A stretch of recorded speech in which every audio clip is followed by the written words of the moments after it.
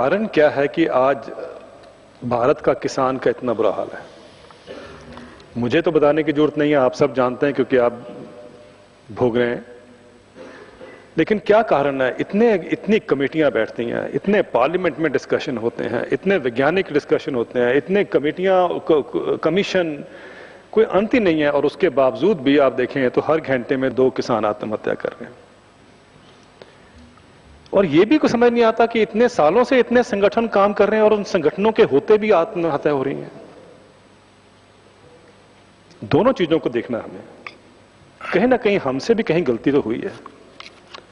क्यों नहीं आज ये सिचुएशन है कि आज देश भर में इतने किसान संगठन हैं, उनकी इतनी आवाज भी है, लेकिन फिर भी किसान की दुर्दशा, कुछ तो कहीं कारण है। और अगर इस कारण को देखना चाहें तो सिर्फ भारत में नहीं है, दुनिया में देखना चाहें तो आज दुनिया में जो बदलाव आ रहे हैं वो इतने भयंकर बदलाव आ रहे हैं कि आने वाले दिनों में भारत की खेती पे ऊपर क्या असर पड़ेगा ये भी हमें आंखें खोलनी पड़ेगी। चरण सिंह जी बोला करते थे कि एक आंख अपनी हल पर तो एक आंख दिल्ली पर। अब तो कई आंखें रखनी पड़ेंगी, हल पे तो रखोगे, दिल्ली पे भी रखोगे, और वॉशिंगटन में रखोगे कि जिनेवा पे रखोगे, कहां कहां रखोगे, अब तो कई आंखें खोलनी पड़ेंगी। कहने का तात्पर्य यह है कि आज ऐसा संकट है कि जिसका समाधान शायद जो है वो हम जब तक कि हम लोग कलेक्टिवली होके इकट्ठे होके नहीं उस पर सीरियसली सोचेंगे विद कमिटमेंट, तो शायद ये नहीं हो पाएगा। दुख होता है जब हर रोज हम पढ़ते हैं कि एक तरफ तो किसान की आत्महत्या, एक तरफ किसानों की जो क्राइसिस है वो बढ़ता जा रहा है। किसान इतनी मेहनत करता है, इतना दब के बाता है, इतना जोर लगाता है, उसके बावजूद भी हालत यह है कि उसकी आय नहीं होती और वो इतने संकट में है। तो कहने का मतलब यह है कि सारा चक्र जो ये उल्टा हो रहा है, ये क्या कारण क्या है? मैं कई बार ये कहता हूं कि महाभारत में एक उल्लेख होता है अभिमन्यु का। अभिमन्यु हम सब जानते हैं कि बहुत वीर थे, योद्धा थे, कर्मठ थे, लेकिन चक्रव्यूह का चक्र ऐसा था कि वो अभिमन्यु वीरगति को प्राप्त हुए। मैं हर जगह ये बोलता हूं कि हमारे किसान की हालत भी वही है जो अभिमन्यु की है। इतना योद्धा है, इतना कर्मठ है, इतना वीर है किसान, लेकिन उसके बावजूद भी किसान को ही मरना पड़ रहा है। अन्नदाता की हालत खराब है आज। वो इसलिए है क्योंकि किसान के आसपास चक्रव्यूह एक फेंका गया है। किसान नहीं समझ पाया, उसके नेताओं ने भी समझाने की कोशिश नहीं की उसको कि एक चक्रव्यूह आपके सामने गठा गया है। महाभारत का एक चक्रव्यूह ले लीजिए, उसका उदाहरण कॉटन से ले लेते हैं। कपास तो एक किसान है, जहां आप, कपास एक ऐसी फसल है जिसके आप सब कहीं ना कहीं से जुड़े हुए हैं कपास के साथ। सेकेंड वर्ल्ड वॉर के बाद उनके पास जो भी केमिकल बचा उन्होंने कपास पे छिड़का। पहली जनरेशन केमिकल होगी। कीड़ा, उस समय पिंक बॉल वॉर्म नहीं होता था, वो कीड़ा रेजिस्टेंट हो गया। फिर उसके बाद सेकेंड जनरेशन केमिकल आई। 3-4 साल कीड़ा कंट्रोल हुआ, फिर कीड़ा रेजिस्टेंट हो गया। फिर उसके बाद थर्ड जनरेशन केमिकल आई, फिर कीड़ा जो है 3-4 साल कंट्रोल हुआ, फिर वो रेजिस्टेंट हो गया। किसान की लागत बढ़ती गई, कीड़े की भी हिम्मत बढ़ती गई। फिर चौथी जनरेशन केमिकल आई। चौथी जनरेशन केमिकल जिसमें ये सिंथेटिक पैराथ्रोइड्स आते हैं। तभी मुझे याद है मैंने कहा था कि ये मत लाइए भारत में, इसकी जरूरत नहीं है, इसके अलावा इसके विकल्प भी हैं। लेकिन उस समय क्या हुआ था, किसान भी बहुत मजबूरी में था।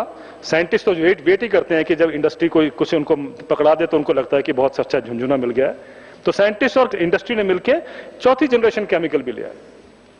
कीड़ा फिर रेजिस्टेंट हो गया।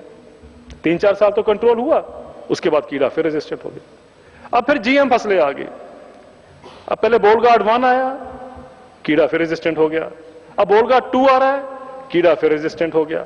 फिर बोलगार्ड 3 आएगा, कीड़ा फिर रेजिस्टेंट होगा। भाइयों और बहनों, आपका तो यही हाल रहेगा। आपको तो कीड़ों के जैसे अभिमन्यु का हाल हुआ था, इस चक्कर में अंदर धकेला जाएगा। हर साल यही हो रहा है कि हमको चक्कर के अंदर धकेला जाता है और हमें चक्कर से बाहर निकालने का कोई रास्ता दिखाता नहीं है। आज किसान की हालत यह हो चुकी है। किसान को यह बताया जाता है कोई बात नहीं, अगर बोलगार्ड 1 से नहीं कीड़ा मरा तो बोलगार्ड 2 आ जाएगा, आप क्यों घबराते हो? और हमारा किसान इस विश्वास के साथ कि उसकी लागत कम होगी, उसकी आय बढ़ेगी, इसी विश्वास के साथ, वही कहावत, दब के बाद रज के खा के विश्वास में रहा। ये वैसे ही 7 रिंग हैं जो अभिमन्यु के आसपास थे। और किसान का हालत जो है, अगर हमें वाकई ही किसान को बचाना है, हम चाहते हैं किसान अभिमन्यु ना बने, तो उस चक्रव्यूह से उसको निकालना पड़ेगा। और वो मुझे लगता है कि हम सबका दायित्व है, हम सबको मिलकर चलना पड़ेगा। उस चक्रव्यूह का क्या प्रारूप हो जिसके अंदर किसान को ना धकेला जाए, उसको बाहर निकाला जाए उस चक्रव्यूह से, उसका हमको रास्ता दिखाने की कोशिश करेंगे। और ये रास्ता बन सकता है भाइयों, अगर हम करना चाहें तो। हमें सोच लानी पड़ेगी, हमें ये अपने आप को सोचना पड़ेगा कि हमें छोटा इंटरेस्ट नहीं देखना है, शॉर्ट टर्म गेन नहीं देखना है, हमें आने वाले 4 सालों के बारे में देखना, हमें आने वाले 50 साल के बारे में देख के चलना है, क्योंकि आपको अपने बच्चे ही नहीं, अपने जो ग्रैंड चिल्ड्रन है उनका भी ख्याल करना है। क्यों ना हम ऐसी खेती का एक शुरुआत करें? क्या ये हो सकती है? कई कहते हैं कि नहीं हो सकती है, मेरा मानना है कि ये हो सकती है। हमारे ही देश में, ज्यादा दूर के एग्जाम्पल नहीं है, आंध्र प्रदेश में एक शुरुआत हुई। आंध्र प्रदेश में एक गांव है पन्नुकुल्ला, खम्मम जिले में है, अगर कोई आंध्र प्रदेश से आते हैं। उसने 6-7 साल पहले उनके गांव के बुजुर्गों ने कहा कि बहुत हो गया, ये अनर्थ हो गया, हम लोग केमिकल पेस्टिसाइड्स का उपयोग बंद करें। उन्होंने केमिकल पेस्टिसाइड्स का उपयोग बंद कर दिया, बायोलॉजिकल प्रोसेस जो भी थे उसके साथ में शुरू कर दिया। आज ये देखिए कि आंध्र प्रदेश में 40 लाख एकड़ में, 40 लाख एकड़, एक या दो गांव की बात नहीं मैं कर रहा हूं, 40 लाख एकड़ में ऐसी खेती हो रही है जिसमें केमिकल पेस्टिसाइड्स का उपयोग नहीं होता। अब तो 20 लाख एकड़ में किसानों ने खाद का भी उपयोग बंद कर दिया, अंग्रेजी खाद का, केमिकल फर्टिलाइजर का उपयोग भी नहीं होता। अक्सर ही कहा जाता है कि अगर जैसे आप ये हटाओगे तो खेती डूब जाएगी, खेती गिरेगी, पैदावार कम होगी, लेकिन वहां तो ऐसा नहीं हुआ। वहां तो ऐसा नहीं हुआ, वहां तो किसान भी खुशहाल, खेती तो ठीक होनी ही होनी है, कीड़े भी कम हो गए। और वहां अब सरकार का प्रोग्राम है ये, और उस प्रोग्राम में ये देखा गया है कि अब उनका टारगेट है कि 2013, जो कि दूर नहीं है, अब 10 मिलियन यानी 100 लाख एकड़ में ऐसी खेती करने का उनका विचार है। तो क्यों नहीं, अगर वो 100 लाख एकड़ में हो सकती है खेती, उसको अपने अपने तरीकों से हम अपने अपने राज्यों में क्यों ना लेके जाएं ऐसी खेती को, जहां पर बाहर की इंडस्ट्रीज का जितना कम प्रकोप होगा उतना ही ज्यादा किसान का फायदा होगा। और उसमें एक देखो, एक मैंने नहीं कभी देखा, अगर आपने देखा तो मुझे बताइए, मैंने अपने 25-30 साल के कार्यकाल में नहीं देखा कि ऐसा गांव जिसका सारा जमीन उसकी मॉर्टगेज हो गई हो। जो गांव आप देखिए, ऐसा गांव है रामचंद्रपुरम, वहीं पर है आंध्र प्रदेश में, पहली जो गांव देखा गया, सारे का सारे गांव की जमीन मॉर्टगेज हो गई थी। सिर्फ केमिकल पेस्टिसाइड्स का उपयोग बंद किया उन्होंने 3 साल के अंदर अपनी जमीन वापिस ले ली और इंटरेस्ट भी पे कर दिया।